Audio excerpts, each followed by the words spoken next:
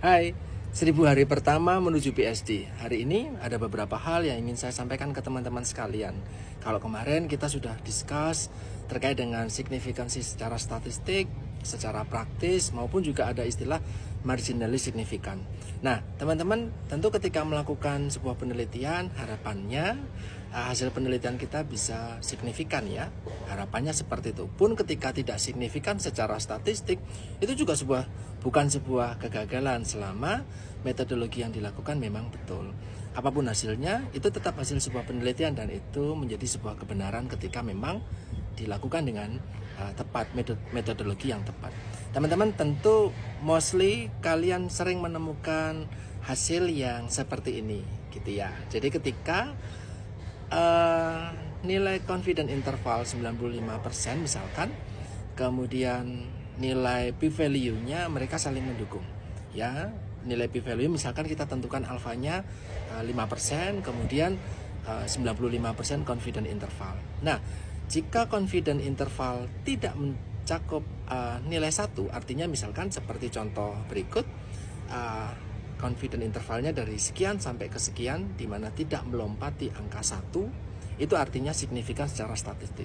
Jadi buat teman-teman sekalian yang selama ini mungkin kita mengambil simpulan inferensi dari sampel menuju populasi, kita dasarkan atas nilai p-value, kita bandingkan dengan alfa saja. Nah, mulai sekarang teman-teman, ayo kita biasakan juga melihat nilai confident interval. 95%-nya nilainya seperti apa? Apakah juga tidak melompati angka 1? Even itu mungkin 0, sekian sampai 0, sekian, atau mungkin confident interval 95%-nya berkisar dari nilai 1,001 sekian sampai sekian, misalkan seperti itu.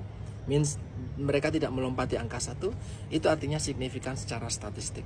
Harusnya itu juga akan mengikuti hasil p-value yang memang di bawah alfa yang sudah kita tentukan. Tapi teman-teman sekalian, saya pernah mendapatkan hasil penelitian seorang mahasiswa seperti ini dan seperti ini. Nah, di dua potongan gambar tadi ternyata nilai p-value-nya signifikan atau tidak signifikan. Nah, ini berbeda dengan nilai confident intervalnya yang ternyata menunjukkan angka yang seharusnya itu signifikan secara statistik. Nah, tadi saya tanyakan nih kepada Prof. Siswanto, kok bisa hasil itu terjadi? Apakah jika hasil itu terjadi, mana yang akan kita ambil sebagai simpulan gitu, dasar dari kita mengambil inferensi atau simpulan dari sampel ke populasi? Apakah kita mengambil simpulan berdasarkan p-value di atas di bawah alfa, ataupun kita mengambil nilai confident interval saja gitu? Ternyata beliau menyampaikan bahwa seharusnya p-value ataupun confident interval 95% misalkan, itu akan sama-sama. Ketika itu tidak signifikan di satu titik, maka tidak signifikan di titik yang lain. Pun ketika signifikan ketika kita melihat p-value, maka 95% juga akan menunjukkan hasil yang signifikan. Ketika hal itu terjadi berbeda, ada perbedaan antara p-value dengan 95% confident interval, itu artinya ada sesuatu perhitungan yang salah. Ya, ini garis bawain sih. Ada sesuatu perhitungan yang salah, atau software statistik yang kita gunakan untuk perhitungan tadi ada kesalahan. Itulah sebabnya beliau kembali menyampaikan, ayo kita gunakan Stata, software penelitian untuk penelitian kuantitatif yang memang untuk di bidang kesehatan, yang memang teman-teman perlu mengupayakan keasliannya gitu ya. Karena kalau software kita beli bajakan, menurut beliau dapat menjadi kemungkinan hasilnya justru tidak konsisten seperti itu. Nah, teman-teman sekalian, ya tadi jika confident interval tidak mencakup nilai 1, itu artinya signifikan, dan artinya odds ratio yang diamati itu kemungkinan adalah kemungkinan besar ya, itu bukan merupakan sebuah kebetulan. Jadi apa yang terjadi ketika kita melakukan case control misalkan, ataupun cross sectional misalkan, studi observasional, apa yang kita ambil, data yang kita ambil itu bukan merupakan sebuah kebetulan. ya, jadi bukan sebuah kebetulan. Ketika confidence intervalnya lebar, itu artinya presisinya justru rendah. Tetapi ketika data yang kita dapatkan memiliki confidence interval yang sempit, itu artinya data kita, hasil penelitian kita itu memiliki presisi yang tinggi. Nah, tadi ketika kita ngomongin odds ratio gitu ya. Nah, odds ratio ini menurut Prof. Osman tadi di mata kuliah metodologi penelitian kuantitatif, beliau menyampaikan odds ratio itu based on penelitian case control ya, itu menjadi prediktor dari relative risk atau rasio risiko relatif gitu ya dari sebuah penelitian cohort. Jadi kalau teman-teman mau melakukan penelitian observasional, jenisnya ada berbagai macam gitu ya. Nah, teman-teman bisa melakukan case control. Nanti ketika melakukan case control, besaran estimatnya nanti akan menggunakan odds ratio gitu ya. Nah, tadi saya juga menanyakan nih kepada Prof. Siswanto bahwa ketika pengetahuan saya yang sebelumnya ya, memang untuk penelitian-penelitian cross-seksional itu estiman yang digunakan adalah prevalence ratio atau rasio prevalensi atau RP gitu ya.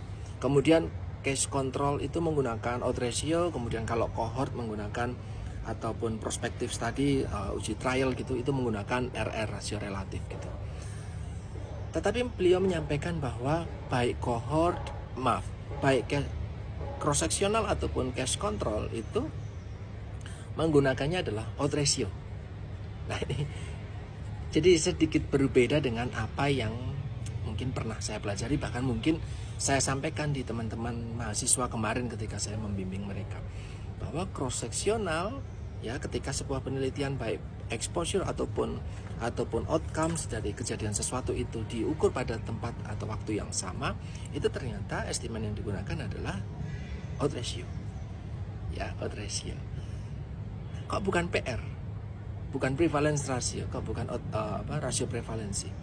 Beliau menyampaikan rasio prevalensi atau prevalence ratio PR itu mengukur perbedaan dari prevalence dari kasus yang lama dengan kasus yang baru.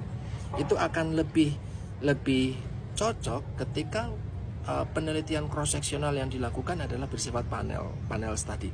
Misalkan kita kalau di Indonesia itu kan punya risk kesedas ya, 2007, 2010, 2013, 2018, kemudian dilanjutkan dengan SKI 2023. Nah, dengan populasi yang mungkin berbeda tetapi variabelnya relatif sama, perkembangan prevalence dari kejadian sesuatu di tahun sekian menjadi tahun sekian itu tentu ada perubahan. Nah, kita bisa menghitung nih rasio prevalensinya.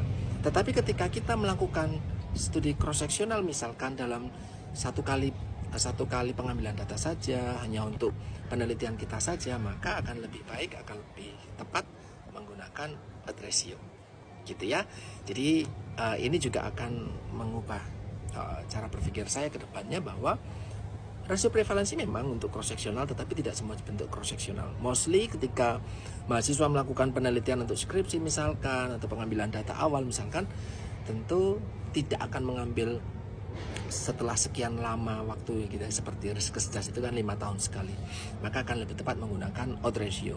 Beliau juga menyampaikan berbagai macam publikasi internasional yang studi dengan jumlah besar sampel yang cukup besar ya, sampai ribuan dan jutaan, itu pun mereka menggunakan odds ratio untuk menentukan estiman dari penelitian yang dilakukan. Itu pun nanti ketika bivariat ataupun lanjut lagi ke multivariat ataupun dilakukan stratifikasi, nanti juga akan ada penilaian atau perubahan dari crude odds ratio ke Mantel-Haenszel rasio di stratifikasi. Crude ratio itulah yang dilakukan di dalam bivariat tadi, ketika confounding variabelnya terlibat di dalam atau tidak memperhatikan confounding variabelnya. Tetapi ketika dilakukan stratifikasi, confounding variabelnya kita akan perhatikan, sehingga nanti yang dibandingkan adalah adjusted odds ratio ya, ada attributable risknya, kemudian juga ada Mantel-Haenszel odds ratio ya, kita bandingkan dengan crude ratio. Apakah nanti crude OR gitu ya, nanti apakah ada perbedaan atau akan nilainya sama. Itu yang nanti akan menentukan apakah variabel yang kita teliti itu adalah confounding variable atau bukan. Oke, demikian dari saya. Kita lanjutkan lagi di kesempatan berikutnya. Tetap belajar bareng gitu ya, 1000 hari menuju PhD. 0,05 itu artinya apa? Kalau eksperimen itu menunjukkan A lebih baik daripada B, A lebih baik daripada B, bila mana penelitian itu diulang-ulang ke masa depan, maka ada 5 kali hasil eksperimen yang menunjukkan A tidak lebih baik daripada B. Itu pengertian p-value. Jadi jangan salah, p-value itu katanya 100, 5 yang salah. 5 yang salah itu apa? Probabilitas 5 di antara 100 kalau penelitian yang serupa itu diulang-ulang sampai 100 kali, maka P-nya adalah 5%.